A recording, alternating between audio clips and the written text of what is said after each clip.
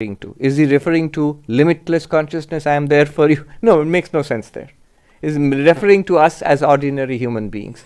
So, yes, No, in a very dualistic sense. but he said, don't worry, be happy, I am not leaving you, because I am always the same as a body. When I was in body, I am not Jivan Mukta, Videhi Mukta is the same. There is no difference, only the body is not here, present. Yes. But in consciousness there is no difference. In consciousness, no difference. And it's same for you, for him, for us, for Yes, everybody. absolutely. If you take that position and you center yourself there in that position, you need not talk about Ramakrishna, death, Brahmananda. What is the point? But until that, from this perspective, in the perspective where we are studying Vedanta, where I clearly, I am this guy, I read and study and practice Vedanta, I need to go and have dinner and I need to follow the time. It's all within the realm of relative truth.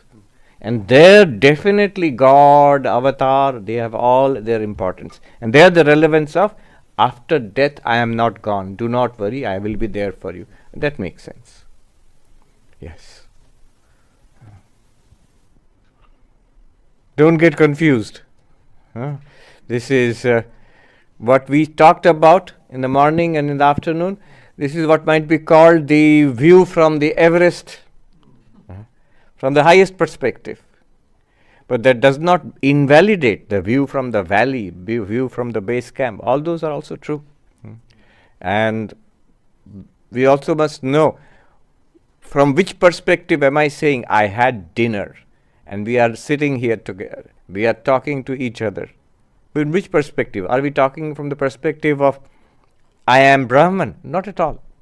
We're talking from the perspective of I am this guy, I am this person. So that perspective is also valid. And it's a transactional truth. Nearly 2000 years ago, the great Buddhist master Nagarjuna, in his book Moola Madhyamaka Karika, which is a central text of the emptiness school, he said that the Buddha taught two truths. The Buddha taught two truths. Satyam paramartikam cha, satyam samvrittim cha. What in Vedanta we call the absolute truth and the transactional truth. The terms we use in Vedanta are paramarthika, absolute, vyavaharika, transactional, relative. In Buddhism they use similar terms, paramarthika, absolute, and instead of vyavaharika, the term they use is samvritti satyam, which is relative truth. And then Nagarjuna goes on to say, he's not a Vedantist, he's an Shunyavadi, emptiness school, master of the emptiness school. He goes on to say, Samvrittim manashritya paramartham nadhigamyate. Without taking refuge in the relative truth, no one comes to the absolute truth. So we first take refuge in, for him the refuge in relative truth is Buddha, the Dhamma, the Sangha. That's relative. All that is relative. That's not ultimately true for him. But unless you take refuge in that, you will not come to the ultimate truth of enlightenment and nirvana. Like that. Who had the microphone? Yes.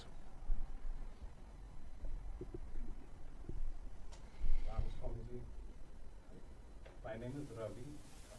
My question is, as to this gentleman's question, you had suggested that at the last step, after you come to some level of realization, at the last step you have to drop the mind. So until that point, we came with an analytical approach in our experience. What is the reality?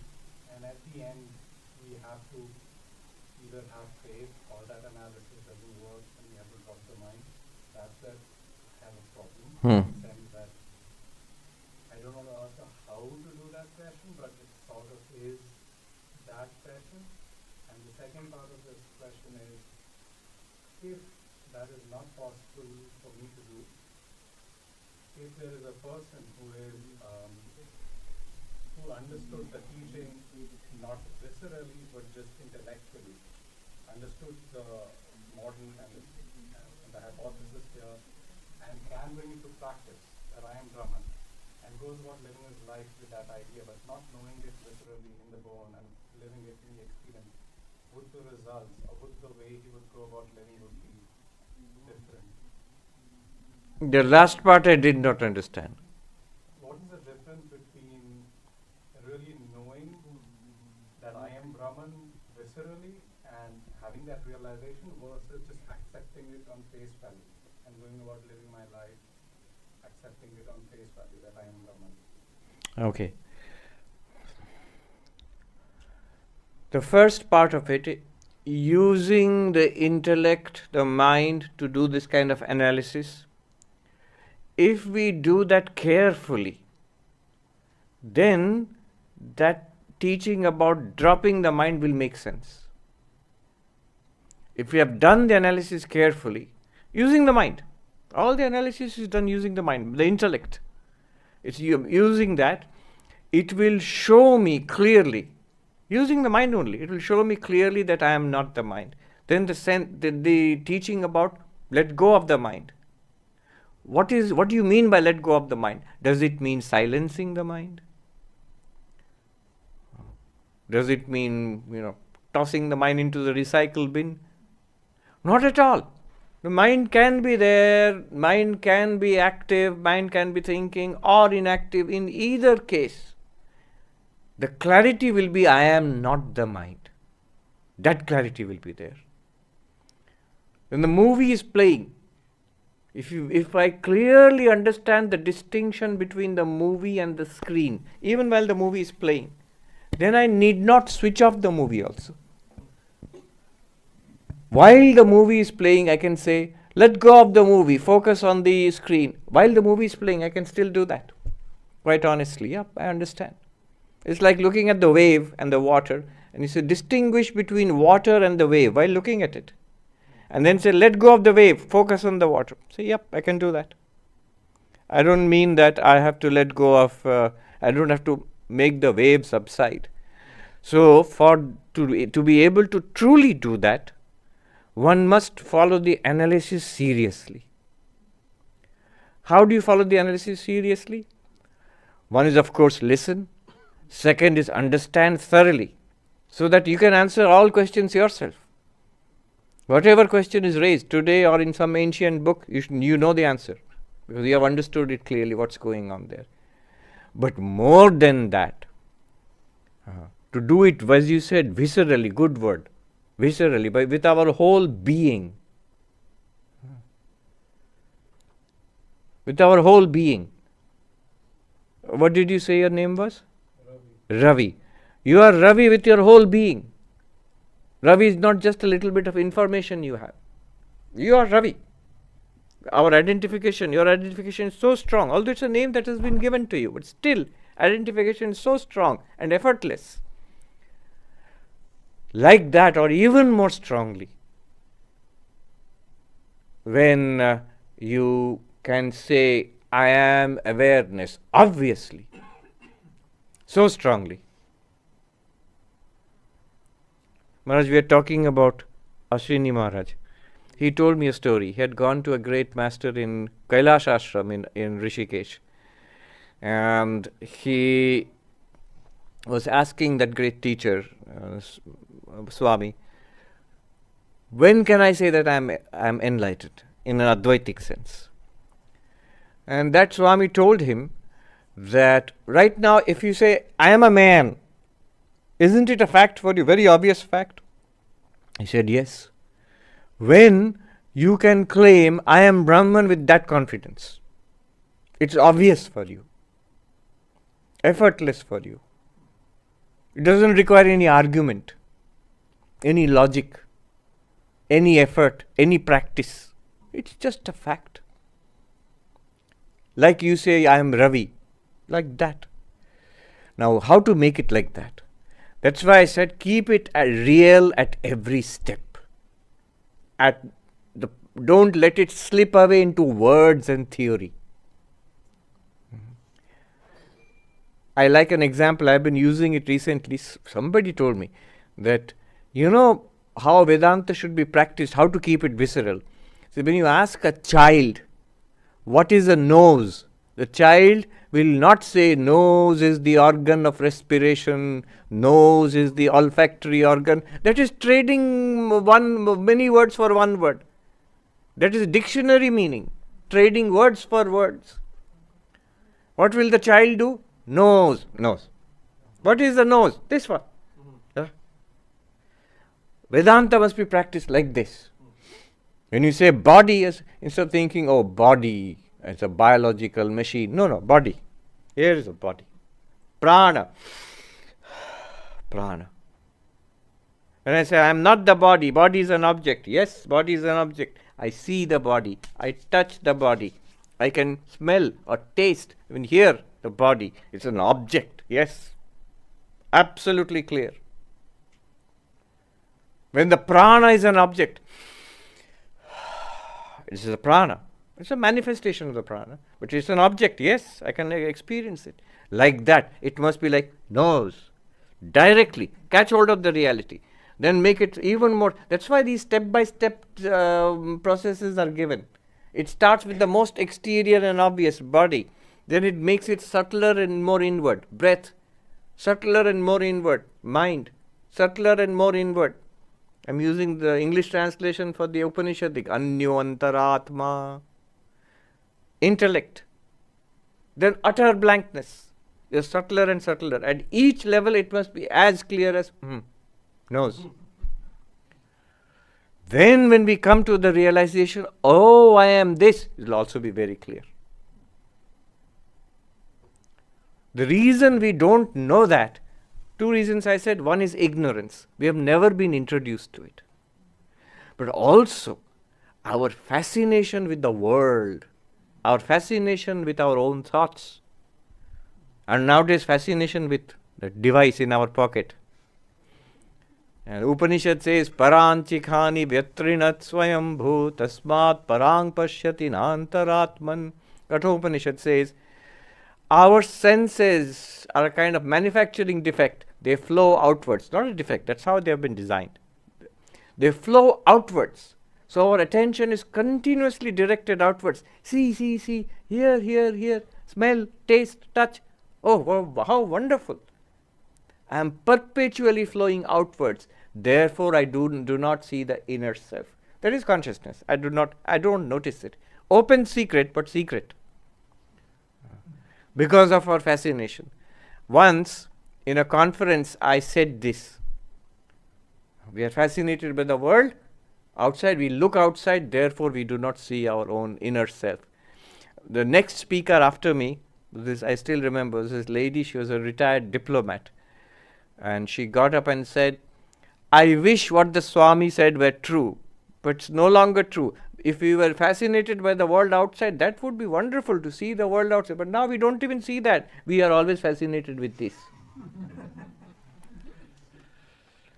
So that's the second reason.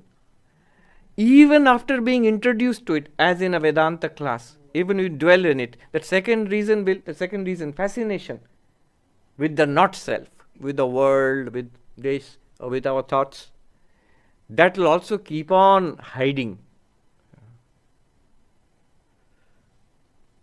Meister Eckhart, we were reading that, what interesting words. The least fascination with anything in the world, least, is enough to obscure the whole of God. Little bit of cloud can obscure the sun, which is larger than the earth, far larger, from our perspective. So, this is what happens. That's why we must come back to it again. First of all, viscerally, then catch it. Having caught it, come back to it again. Stay with it again and again and again. That's called nididhyasana. In the Panchadashi it is there. What is the practice in Vedanta? It's very interesting. In Vedanta, many people we study and then come to this conclusion after some time. All that's fine. Now what do I do? What do I do now? And Vedanta doesn't seem to have an answer. If you really ask a traditional teacher of Vedanta, what do I do now? They will say, you haven't heard me. Here again. That question should not come, what do I do now? I am pure consciousness. I am Brahman. Will Brahman ever ask, what do I do now? Okay, I am Brahman. What do I do now? No. But that's not a satisfactory answer for most of us. So we need something to do. So in Vedanta, the practice is, if you really insist, tat kathanam, tat chintanam, parasparam, tat prabodhanam, etad ekaparatvam hi brahmabhyasam vidur buddha. Thinking about it, speaking about it, teaching it, explaining it to each other. This constant focus on Brahman, on that one reality, which we are, constant application to it, this is called the practice of Advaita. So this, again, have to listen to YouTube. So then we are not satisfied with this. Then there are other, you want other techniques? There is a whole vast arsenal of techniques. What? How many techniques will you do? I will give you techniques. So in, for example, Kashmiri Shaivism, they have a nice classification. Fourfold approach. About technique, fourfold approach. About path. Anupay, Shambhavopay, Shaktopay, Arnavopay. First one, highest. What is that highest path? Direct path. What is that? No path. Anupay, no way away. It's not a way. What do you need? I want to be enlightened. Okay, be enlightened. I said, how? If you want to ask how, all right, then there are techniques. But there are people who don't need to ask how. They just become enlightened. Ramana Maharshi. Nowadays you have this teacher, Eckhart Tolle. If you read his life story, sort of spontaneous awakening. There are a few. But you can't. So Kashmiri Shaivism says it is possible. Some cases might be there. Rare cases. So let me wait for that. No, that's not honest. For nothing in the world I'm ready to wait. Whenever I want something, I'm up and doing. When I say, oh, God realization, enlightenment, all right, no path. I'm not going to do anything. Let it happen. That means I don't want it. I don't want it. So then comes the next one step lower. There is a path. It's called the way of Shiva, Shambhavopaya. If you see what it is, it's basically Advaita, what we did today. Advaita Vedanta, directly pointing out that you are that pure consciousness. You listen to the truth, try to recognize it and see that you are it. That's it. Stay with it. At most, practice will be a course of non-dual meditation, which enables us to stay with it. Immerse yourself. Listen, clarify, stay. Stop. Stay there. And like when you cook, you marinate. You don't immediately take it off. You marinate it so that it soaks in the spices. So once you have got clarity, I've got it, marinate. Sink in, let it sink in. Let your life, your mind be perfumed with that truth. So that is non-dual meditation. Doesn't work? Then come to the next one step below. Each level is wider and more complicated. Shaktopaya. All sorts of meditation techniques are introduced at that level. Mantra is introduced. It's the way of Shakti, the way of the Divine Mother. The practice of language is introduced. That language which traps us in samsara. There is a divine language which frees us from samsara. Mantra, meditation, samadhi, all of these are introduced. Shaktopaya. Not working? Then one more step. Arnavopaya. Anu means atom, means us, jivas, individual beings. Then everything is introduced there, from ritual to images to visualization to pujas, everything, hymns, devotion, everything is introduced there. Very complicated and big. The more complicated our problems, more complicated the solution. Now you start and go on. So you have Kashmiri Shaivism has a wealth of techniques. If you want technique, any technique. Vijnana Bhairava, 112 techniques are there. And that famous Soham meditation is one of those 112. Any one of them enough to take you to enlightenment. Advaita Vedanta is there, up there. Truth has been pointed out, stay with it. But the important word there is visceral. Now you asked one more question. If I accept it at face value and try to live life accordingly, great practice. Swami Vivekananda gave stress on that. You believe it, take it on faith that I am Brahman and try to live like that, very difficult practice. Immediately everything in the world will prove you that you are not Brahman. And Vivekananda says, you be knocked down 1,000 times, get up 1,001 more time. This is actually a shortcut path. Only it is a difficult path.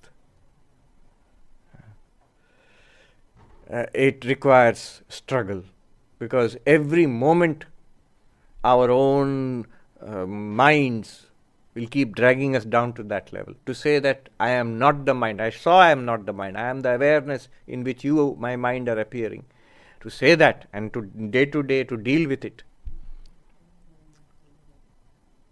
Ashtavakra also says, Shraddhasva tata shraddhasva matra moham kurushva bho.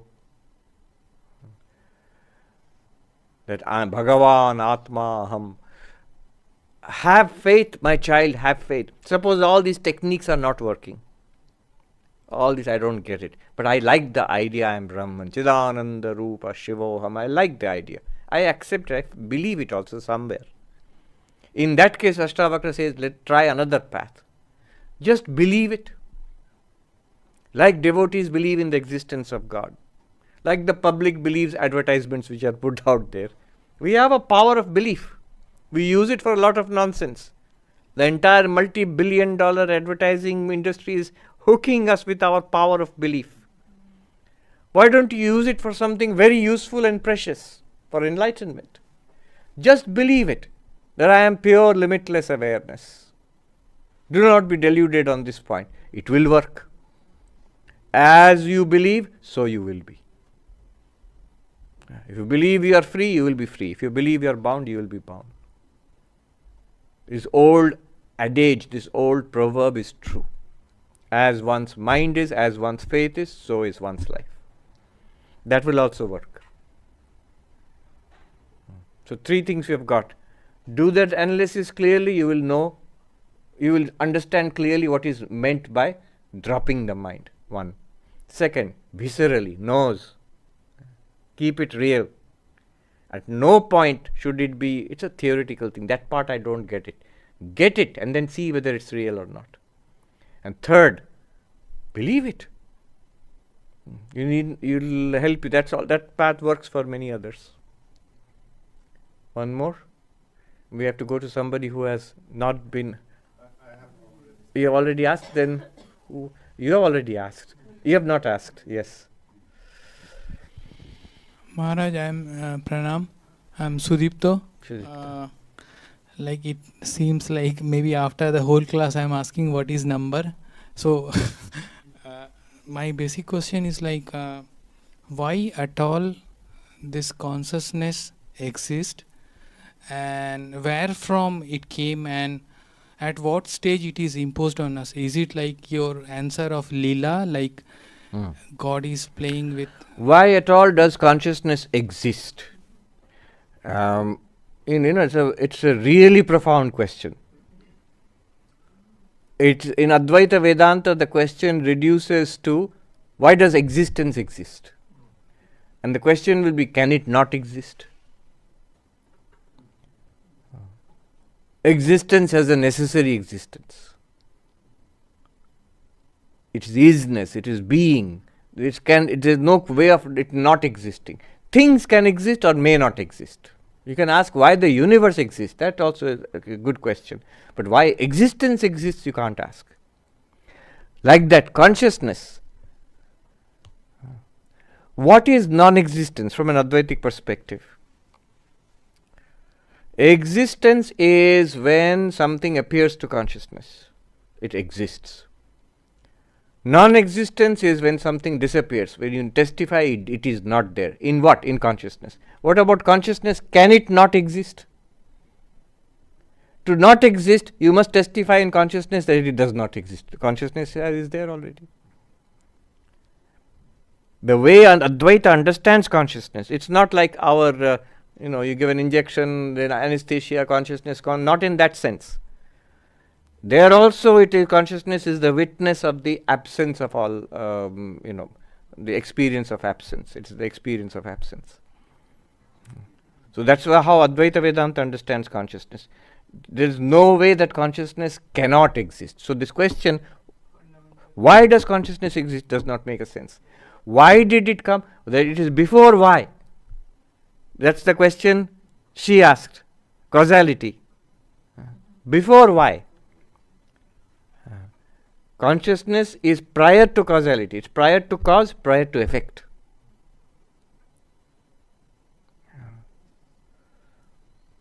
Prior to cause and effect. Cause and effect are appearances in consciousness. Where is consciousness? You cannot ask. Rather, where is in consciousness? Space is in consciousness. In space, where is consciousness located? Not a correct question. It's like asking, where in the movie, the screen you are talking about all the time, screen, you are saying, where in the movie is the screen? No, movie is in the screen. Movie is an appearance on the screen. When do we have consciousness? Is it that we have in waking and dreaming and in deep sleep we don't have consciousness? No. Even when time is an appearance in consciousness. Before, during and after, consciousness is there. That's the claim.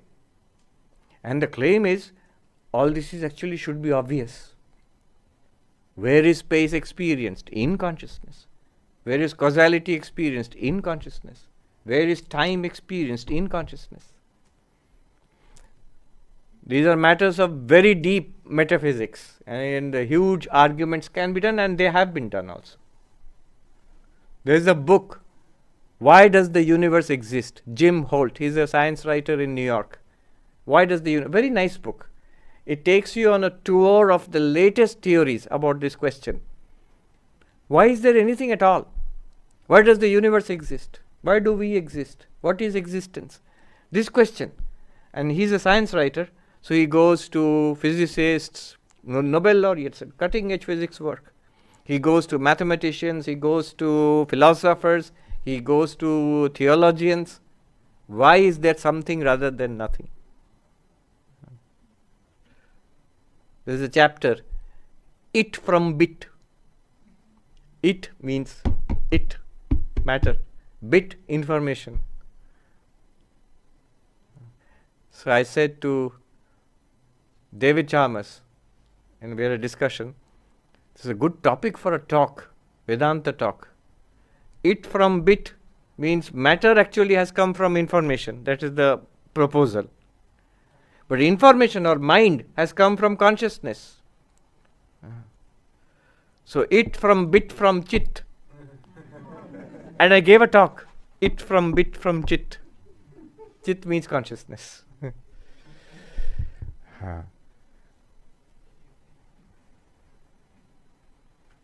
Non-existence is also what does it mean to be non-existent? Is non-existence dependent on existence? You won't believe it how the ancient, not even Vedanta, the ancient Indian logicians, they spent centuries thinking about nothing. Very difficult, nothing. I attended this course on nothing. Abhava, absence, nothing. This was in Calcutta in the Asiatic Society. And there was a Pandit, V.N. Jha. He was teaching us Navya Nyaya, the new school of Indian logic. Of course, in India, Neo school also is 1,000 years old. So Navya Nyaya, the school of neologic in India. And one of the topics they discuss is nothing. Did you know there are 4 kinds of nothing? Yes. Nothing prior to existence, that's one kind. Nothing after destruction, that's another kind. Just nothing, that's another kind. And nothing which is, so for example, there is the absence of cowness in the horse and the absence of horseness in the cow, which is a fancy way of saying horse and cow are different. That's another kind of nothing. Atyanta bhava, dhamsa bhava, praga bhava, anyonya bhava. 4 kinds of nothing. And we had a 15-day course on nothing. 5 hours a day on nothing. Very subtle discussion. Texts spanning 800 to 900 years of discussion on nothing. And I remember the scholar, the Pandit would come, Sanskrit Pandit would come, and we were an eclectic group. I was the only monk, but there were philosophy students, there were computer scientists, people from different disciplines who were interested in this ancient Indian logic. And the Sanskrit Pandit would come and write painstakingly in Sanskrit on the blackboard. In those days, blackboard, no projector or anything. That there is no pot on the table. Bhutale ghato nasti. There is no pot on. That is an example. The absence of the pot on the table. And that was the subject of discussion for 15 days, 5 hours a day. Every day he would come and write, there is no pot on the table in Sanskrit. I remember the caretaker of the hall. He, maybe because I was a monk, he approached me. He said, Maharaj, in the street market outside, pot is available. Like I can do you want one? He feels hurt. He feels it's a criticism of him. He's responsible for the hall, the projector and the microphone. And every day these guys are saying there is no pot. He took it personally. He said, if you want, I can get a pot. Just stop cribbing. All right, last question. We're going to running out of time. Yes, please. Can you pass the microphone down? Tell us your name and ask the question. I'm Daniel, and thank you. Yeah, it's working. So thank you very much for the talks, and I'm Daniel, and it's a question or also like maybe a request for clarification. I'm also linking it with what we heard on Thursday, the Meister Eckhart story. And after that, and also hearing the questions that we had today, I had the reflection that most of the times when we listen to Vedanta talks, we are basically told that our main problem is the ignorance of our own identity. Yeah. And if we knew we are the limitless consciousness, everything would be fine. And my confusion was that it seems that we also don't have a clear idea what actually the consciousness is. Yes. And because that the war, no? So, or Tattvamasi. So if I knew what the God is, no? Like Meister Eckhart was trying to explain, then I would know what I am. Yes. So there is a little bit like a chicken neck problem. I don't know if it's a problem at all, but... No, it is a problem. But thankfully it's an initial problem, and the answer is not so difficult. First of all, the thing is we don't pay attention to consciousness because it's always there. We pay attention to the world. We pay attention to people. We pay attention to our bodies. We pay attention to our minds, our thoughts, our feelings. We pay attention, a lot of attention to our feelings. But to consciousness, awareness, we don't pay attention. Not much, unless it's a philosophy discussion or consciousness studies or something like that. We don't pay attention to consciousness as such. My Buddhism teacher, Professor J. Garfield, he said, fish are the wrong people to ask about water. Because they are always immersed in water, they don't pay attention to water. So, but it's a problem easily cured. So, moment you say that you are aware, I am aware, are you not aware, are you not conscious? Almost all of us will say, yeah, I am conscious, I am aware. That's obvious. We all have a sense of what the word consciousness or awareness means. We don't have a precise definition of it. We don't have clarity about it. But we have a sense. All of us have a sense. It's like Saint Augustine said, time. He says, time, if you do not ask me what time is, I know. Not what is the time, what is the meaning of time. He says, I know what is time. But if you ask me, I know not. If you ask me to define it, I can't define it. But in general, if you ask me what is consciousness, I know what is consciousness. The reason why it's so difficult is definition is always of a complex thing in terms of more fundamental things. But that immediately means how do you define the most fundamental thing? You can't. It might be something so simple we know, but we can't define it. Matter, energy, time, space, life, mind, getting more and more near, more and more fundamental, consciousness. So we are aware. Now clarity is attained about what is consciousness through a process of elimination, through that process of neti, not this, not this. What we did in the second session today, it was an exploration of consciousness, coming circling inwards, coming to a more and more clear understanding. Can you get an absolutely clear understanding of consciousness? No, you cannot. But in the process, what Advaita is doing is trying to suddenly come to the realization, I am it. That's all that is necessary. And then you can see the glories of that consciousness, Sakshi, the witness, Turiya, Nirvikara, Nirantara, Aparoksha, Swaprakasha, all these are the glories of consciousness, Ananta, limitless, non-dual. You will come to see that. So, the point there is, we know consciousness. We all are aware.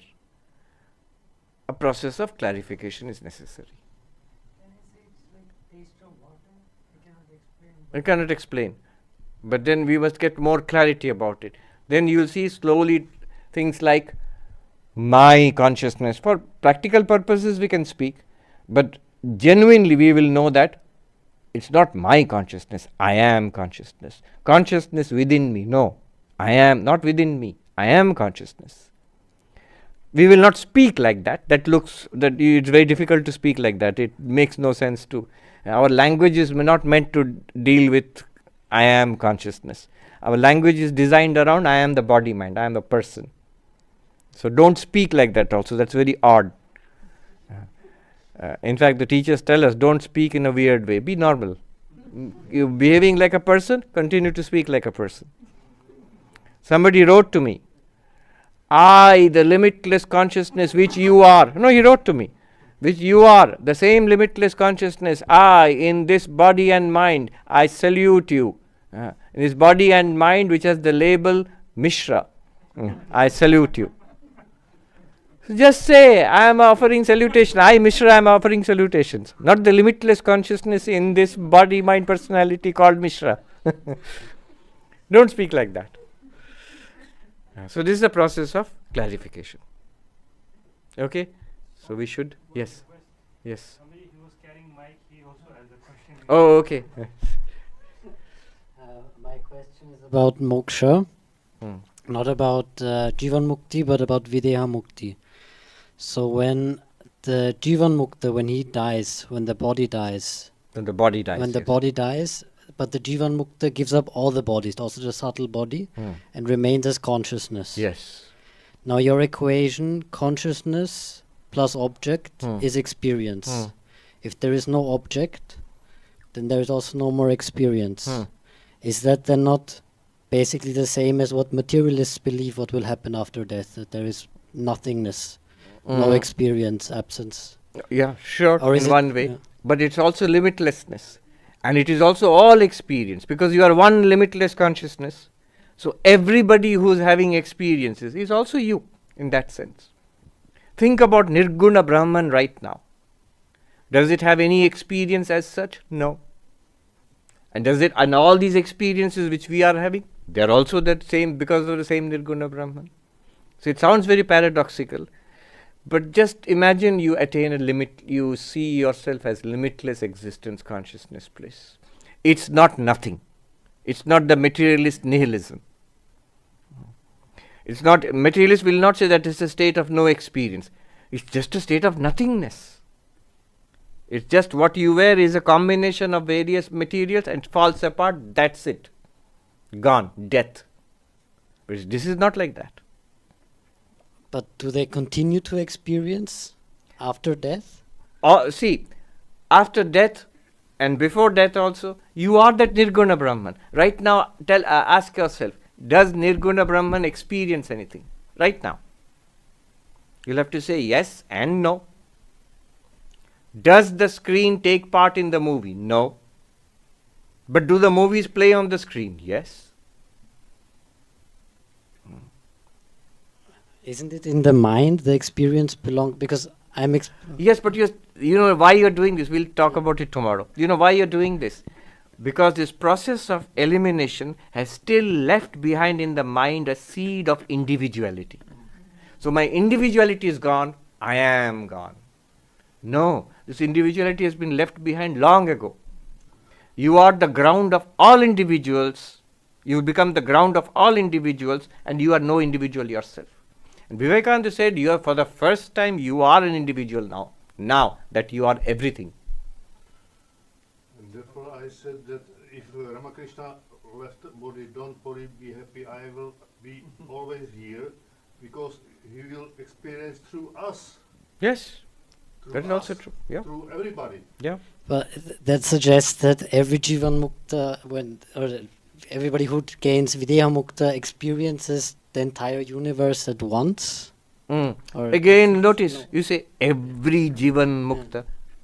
There is no such thing as an every Jivan Mukta.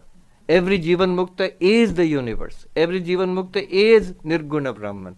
There is no every left there anymore. So is there experience for the? There is no more experience left, or Right now, we can go into this later, but right now, even now, is there experience? You will say, of course.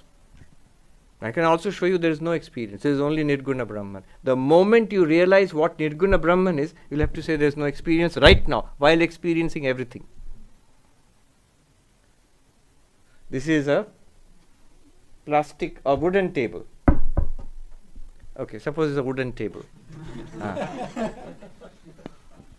But I touch it and I say touch wood. I don't say touch table. While being a table, I can show you there is no table here. It's only wood. Where is the table here? The whole thing is table, but the whole thing is wood. Is the top of this table? Is the bottom a table? Is the side a table? It's all wood. Wherever you touch, it's wood. Take the wood away, will there be a table left? No. And yet you cannot say there is no table. So the relationship between experience and Nirguna Brahman, pure consciousness, is paradoxical that way. So it is the ground of all experience, but in itself it's not an experiencer having experiences. It makes all experiences possible. And that will continue. That's there right. Just imagine this way. What is there right now will always be there. What is truly there right now, Nirguna Brahman is truly there. That will always be there. A delusion will be wiped out. That individual being who thought, I have to find liberation, that is gone. Forever. All right.